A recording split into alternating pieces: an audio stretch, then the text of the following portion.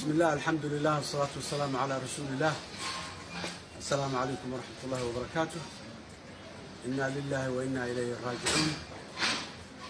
maanta waa maalin kale oo murugo leh oo dhibaato xoog leh ay gaartay shacabka Soomaaliyeed guud ahaantiis meel kasta uu joogo. walaalo qaali ah oo abriye ah oo nolol maalmoodkooda caadiga ah qof walba uu ku mashquulsanaa oo saaka gurigiisa ka soo baxay, mid waxbarasho u socday, mid suuqa u socday, mid gaadiidku ku xamaalanayay badeecadu suuqa geysanahay watay, dhammaantood mid musaafir ahaayo meel dheer ka yimid mid u socday intaba ayaa la kulmay nasiib darradaas meesha ka dhacday. qolooyinkaas arxalaawayaasha ah ay meesha ku sameeyeen argagax xanuun badan dhib badan waa. waxaan u tacsiyeynaynaa annagoo ku hadlayno magaca madasha iyada qaran iyo guud ahaan dadka muxuu ahay Soomaaliyeed, dadkii ahelada ahaa iyo qaraabadii kuwii ay jeclaayeen saaka halkaa ay ku shahiideen. waxaan leenahay allah u naxariisto, sabir iyo iimaan allah naga wada siiyo dhammaanteen, ayagana jannadii firdawsi allah ka waraabiyo. inta dhaawaca ah oo aan soo aragnay maanta oo isbitaallada yaallo iyo kuwa aan gaari weynay isbitaallada kala faraha badan oo magaalada yaal ama guryaha loo qaaday,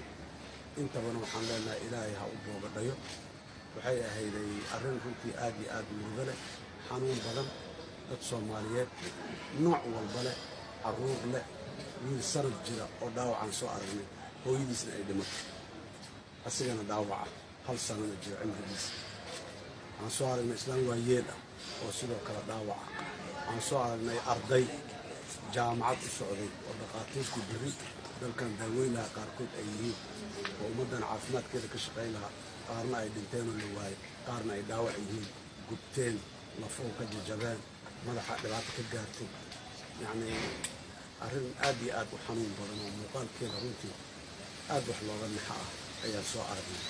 waxaan leenahay dadka Soomaaliyeed inta naga dhimatay allah naga siiyo, inta noolna inta bukaankaana ilaahay ha caafiyo. mas'aladu waxay tahay dadkaas Soomaaliyeed ee dhintay, kuwaas waa kuwii arxanlaawayaasha ah oo ugu talagalay dadka Soomaaliyeed xaggeed joogtaa isgoyskii waxaan taaganahay maxaan ku idhaahday ex control afgooy. maxaa meesha xaaladdeedu say tahay? waa meel isku xiran oo la dhooban yahay oo dad baa fara badan iyo baabuur badan meesha ay dhooban tahay. meel ka fiican ma lehe meesha isku qarxi bug dadkii. yacni nin hadafkiisa uu yahay dadka inta ugu badan in la dilo, inta ugu badan in la dhaawaco, oo hantida ugu badan la burburiyo. yacni cadaawad ka weyn oo ummad loo qabo jiritaan waaye. qofaa la dilay, labaa la dilay ma aha, jiritaanka ummadeed waaye waxa ay nimankaan argagixisada ah oo nabadiidka ah ay ku socdaan. kaasi marka waa cadowgaas waa garanayna. ummad kastoo adduunka joogtana cadoway leedahay, noocuu yahayba, mid yasiran, mid dhib badan, noocuu doona ha ahaado. laakiin haddana ummad walba daday u dooratay inay cadowgaas la dagaalamaan oo dhibkiisa joojiyaan. haddii ay jooji waayaan xataa ay yareeyaan oo maxaan ku idhahdaa ummadda u dhibaatadooda waxayso. aad iyo aad waxaan u tabaynaa doorka dowladda inuu meesha gaabis xoog leh inuu ka jiro. ma aha siyaasad, ma aha magaciisi, laakiin madaxtooyada agteeda iyo maxaan ku idhahdaay hotel maxaan ku idhahdaa SWAL wixii ka dhacay maalin weyd waa ogeynay, waa aragnay, waa u joognay. meeshii magaalada inay u amni badnaatay ahayday maantana meesha wixii ka dhacay waa ognahay. ma eedaynayno, ma dhaliilayno, nalama liitaan wiilasha ciidamada ah ee amniga jooga ee qaarkood dhimanaya, qaarkoodna dhaawacayo, maalin walba dhimanaya ee dhaawacmayo. waa shuhada, waa geesiyiin, waxay mudan yihiin qadarin iyo waxweyn. amnigeenna meesha uu ka dayacan yahay waa dhinaca hoggaanka iyo siyaasadda waa. amnigu siyaasaddaa hagto siduu u shaqaynaayo iyo wuxuu waxaynaayo. meel fogow dalkan ka yimid, meel fogoo dhib badanuu ka yimid, horumara badanaa la soo sameeyey, waana lagu jiraa. dowladda dadka inay dhinacna ka daciifiso oo dhaqdhaqaaqoodii iyo dhaqaalahoodii iyo hantidoodii iyo waxoodii iyo isu socodkoodii ay carqaladayso ciriiri geliso ayadoo ugu marmarsiinayso amnigii baan sugaynaa amnigiina dadkuna ay ku dulqaateen amnigaan sugaynaa maadaama la yiri in ay ka dulqaataan xorriyaadkoodii qaar ka mid ay ka tanasulaan ay oggolaadeen oo ilaahay maanta ciddii danoo jidka taagan oo qaylinaysa aan la arkayn tanoo kale haddana inay dhacdahay waa labageeriyaad waaye waa xanuun kaloo sii dheeraya waaye argagixisadu waa joogtaa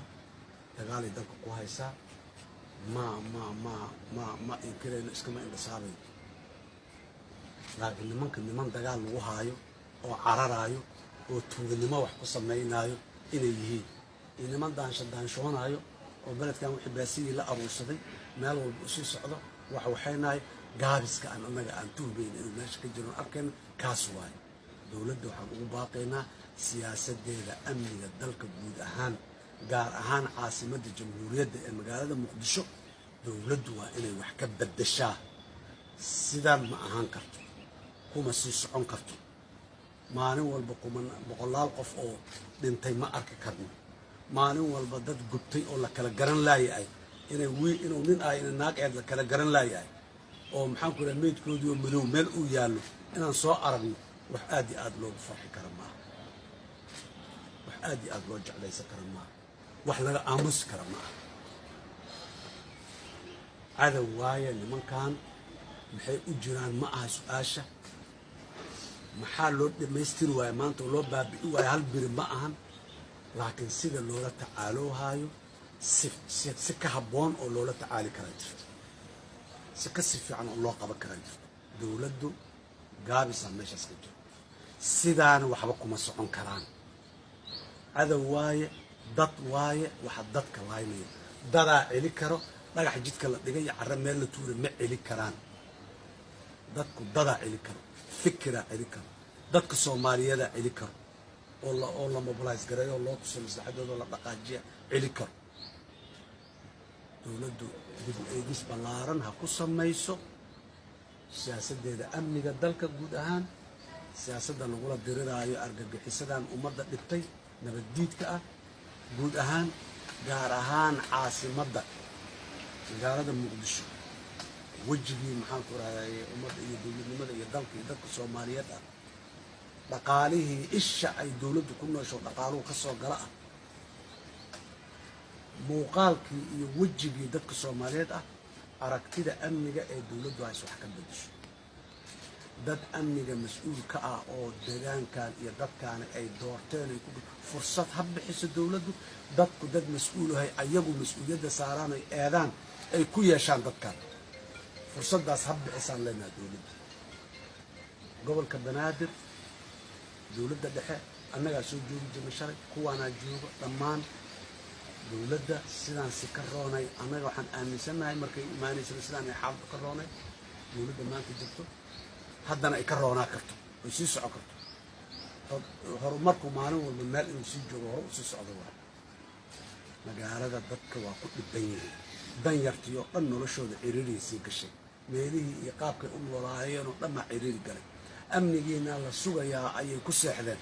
ay ku oggolaadeen in ay maxaan ku rahdaay dadka intii ugu tabarta yareen ay noloshoodii ay maxaan ku rahdaay ay ka tanasulaan wax badan oo sida ay ku helayeen nolol maalmoodkeeda ahayd ma mudna inay maanta haddana dhaawac ay dhayaan iyo meyd ay joogaan iyo mid la waayo oo meelu ka baxay la waayo haddana ma mudna mas-uul ma ammaan helin oo maalin hore meeshii la galay wixii lagu bartilmaamaysanayay mas-uuliyiin iyo siyaasiyiinay ahayd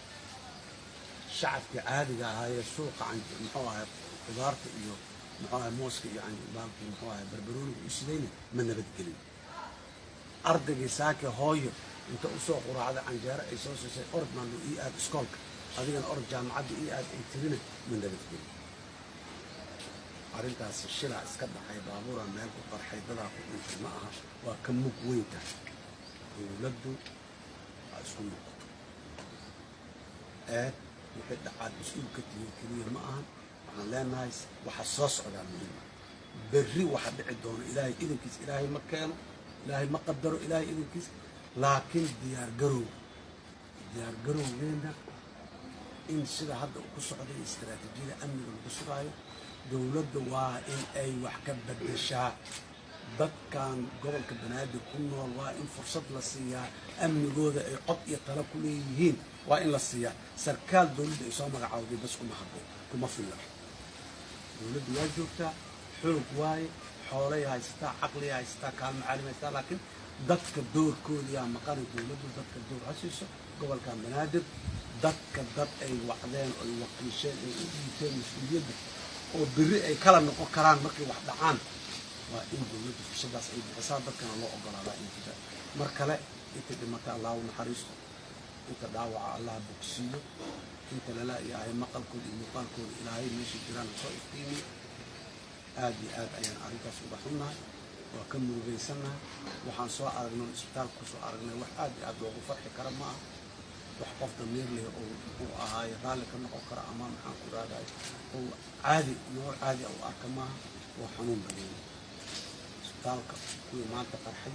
iyo kuwa qarxayda kasii horreeyo qaarkood gaabxay laga keeno qaarkood maxaan ku rahay gobollada kale laga keenayaan meesha ku soo aragnay qaraxba qarax soo gaaray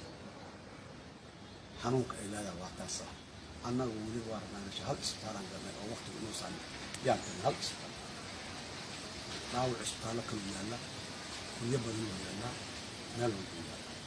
allah caafiyo allah kursiyo inta dhimata allah u naxariiso aad iyo aad umahadsantiin adinkuna wasalaamu calaykum waraxmatullahi wabarakaatu بسم الله الحمد لله والصلاة والسلام على رسول الله. السلام عليكم ورحمة الله وبركاته. إنا لله وإنا إليه راجعون. إن الله ما أخبر وما أعطى وكل شيء عند آخر من السماء. سيدة مكين حسن أو شيخي على معين عمر صلى الله عليه وسلم. إذا تعزينا غيرهم واردين في علاج الكبير من دون بفتي ما تقرح كل شيء. يقول دعوة عملها تقدر بالبفتي. قوة اللي أنت وحنا لنا على الحريص قوة دعوة عن الله خير. أن تقدر بالبفتي علينا بدل كيف نحسن runtii madaxweynuhu sida oo tilmaamay waxaan soo aragnay wax xanuun badan dad midabkooda la kala garanayay dad dhaawac ah iyo dadkii suuqa u aaday ka dhinteen iyo dad aan la aqaanin ilaa hadda dadkoodii aan la eegin waa gara kartiin weerarka dalka uu ku jiro qof maanta dhintay iyo qof dhaawac labaduba waa culays gurug ay ka baxeen culays u kuyi qaran maanta u taagan oo caawinayna annaga nimanka sooma arkin sida mataqaanaa dadka soomaaliyeed ugu yaqiinay oo ama caadada ahayd noloshu waxay rabtaa inay baaqi jirto dadka soomaaliyeed inay dadkaasi gurmadaan la garab istaago dalkan mushkilaan la noolnahay mushkilada aan la noolnahay waa mushkilada al-shabaab iyo al-qaacida waa dhagarqabayaal ka been sheegay diinta islaamka usoo joogay maalin walba inay dhibaateeyaan dadka soomaaliyeed si macno la-aan marka runtii dalkaas aadka u foolxun waa cambaaraynaynaa waxaan leenahay diinta islaamka ma qabto arrintaas dadnimaduna ma qabto maxaan ku yidhahda soomaalinimaduna ma qabto qofkii hadda maanta u haysta inuu janno ku gelaayo qof miskiina oo risku doona dilkiisa ama dhaawaciisa ama burburinta hantidiisa oo ka been sheegay diinta ilaahay wuxuu ku been ku abuurtay ilaahay subxaana wa tacaala waxaan dhihi lahay dadka soomaaliyeed ma looga soo wada jeestaano dhallinyaradaas wixii la marin hadaadiyana waxaan ku sheegaynaa arrintaani diinta islaamka waa ka fogtahay dhiig muslim janno lagama galo cadaab baa lagu galaa war jannada haddaad rabtiin beerafasha masaajidda aada qur-aanka barta ummadda kaalmeeya laakiin maalin walba inaad hooyo soo dadaashay carruurteedii ay jaamacada dhamaysay ama u socota aad ka ogeysisiin ama aabba ka ogeysisiin ilaahay uguma dhawaanaysiin marka afkaartaan afkaar diineed ma aha waa afkaar lagu samaynayo diinta islaamka afkaar lagu ciqaabayo dadka soomaaliyeed aan aaminsanna inay ka timiyo dibadda inay ka dambeeyaan dad ummadda cadow ah intaas markii aan ka gudbo waxaan rabaa inaan u gudbo shabaab iyo al-qaacida maanta dalkaan uguma qarayso madaxweyne xasan waa soo joogay anigu waa soo joogay waxaan aaminsannaha shabaab inay ka xoog badnaayeen awoodda soomaalida u diyaarsan ama dowladda soomaalida u diyaarsan inay intaan ka yareen kaalmada laga helayo ajnabiga inay intaan ka yareen haddana sidaan si ka haboo maarayaan aaminsannahay magaaladu dhan waa wada xiran tahay waxaana lagu marmarsiyooda arrintaas arrin amni inay tahay marka la fiiriyo qaraxii Zooba ka dhacay iyo qaraxan marka la isku daro tirada ku dhimatay aad u badan waxa keenayana waxa waa istaraatiijiyada qaldan oo amniga loo sugo oo u suura gelinaysa cadowga inuu mar walba oo doorto xilliga oo rabo iyo meesha oo rabo in uu doorto oo dadka ugu badan oo yahay marka dawladdu waxay kaalmeynaysaa argagixisadu inay fuliso hawlaheeda argagixisanimo sida ay jeceshahay mase waxaa loo doortay dawladda inay ka hortagto arrintaas waxaan u malaynaa jawaabta waad ognahay marka waxaan rabnaa dawladda inaan ugu baahno waa ka gaabisa mas-uuliyaddeedii يعني استراتيجية أمنية أو فشلت الحل هره إن 3 سنة أي صعب ومالين والبقى حول الحين خلوا لأنها مرت عرفت تقدر لو بدلوا سراكيش أمني إذا ذاتك مسؤول كأمن وأي حساب دولة مين وحساب سو استقل مع مالين والبقى إنقر حدقوا وهذا أنا قلت عن له حسابنا وقلت سؤال له ويدينا يسجل أنت صحنا كنت وحيوان لقنا حوالها كمل marka dadku ay ka hadlaan warqaxaantan laga qaado ummadana xal loo keeno kan laga xidhan sida arrin laga naxalo waxa kale oo rabaa nuqdo muhiim ah inaan saddexda sano oo soo dhaafay waxa socota burburin ciidamada qaranka wax laga aamusi kara ma aha waqtiga la soo guliyay dadka ma taqaana ciidanka ku jira duruuf adag ay ku soo dagaalameen duruuf adag ay ku soo dulqaateen naftooda ay u dagaalameen in maanta loogu abaal mariyo waxa tiin ciidan qabiil la idin ma baahna kuwa kala la sameeyna waliba ayadoon walba ciidan la diyaarsan kala wareega shaqada maanta waxaanu ay dhacaan intuu xal looga xumaado waaye 3 sano ciidamada ay soo tababartay aawa maxay qabtay ciidamada la idinku wareejiyay xagaaf ogti maalin walba dagaalla faashil ay inta u dirtiin oo iyaga madaxa isu galisay ayaga la soo laayay oo hubka laga qaato oo hubkaas dad ummadda lagu laayay waxay sababtay dawladdu in dadka Soomaaliyeed ee magaalada Muqdisho la canshuurtooda lagu dilo qarax maanta ka dhacay ex control waa canshuurta magaalada Muqdisho laga qaado yaa lagu dilay dadka aan soo aragnay kulligooda waxay ahaayeen dad u soofay inay ama soo helaan noloshoodii ama wax soo bartaan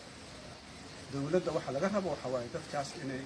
protectigarayso inay ilaaliso yaa laga rabo ma dhicin arrin ولنا دولته marka laga hadlo waxay leeyahay yani ma keenaan wax macna leh oo lagu badalka magaalada waa la wada joogay 15 May xabad ku soo dhacays hadan waa lis qarax waa dhacay dib waa dhacay laakiin sida ma ahayn magaaladu waa isu furan qodobka kale ka sii muhiimsan waxa waa dalkan gaas ka soo waxa u baahan yahay dowladda waxa u baahan yahay kalsooni dhis ومدي مجا يا ملحن يسوق أو دولة إذا ذكر لا درفت وقفل بلد دجالهم وهي كان دولتنا مدنية وهي كان الشباب يفصل بس وهي كان دجال طبيعي شو نحلو بيستان ذاتك وهي الحكم تجان على الشباب ما بينتي يا مسوهرنتي ما لحظة كشف رئيس المجال هذا مقدس كاركاد على الشباب أصلا لا بد أقول دولتكم أنا بكر مسجد ومن الصومالية أو اشتاقت مسجد دولة مهمة دولتنا أنا وحنا آمسنا وإن لو يدي أساس هذه أي سنجر العد ويدينيس شعب كويدينا وحاول يستاجي إن شعب فينا نبابلنا بنام بحان دولتنا سؤالها يدينا هذيك الدولة دواني كجواب واحد عيب وما سنتين السلام عليكم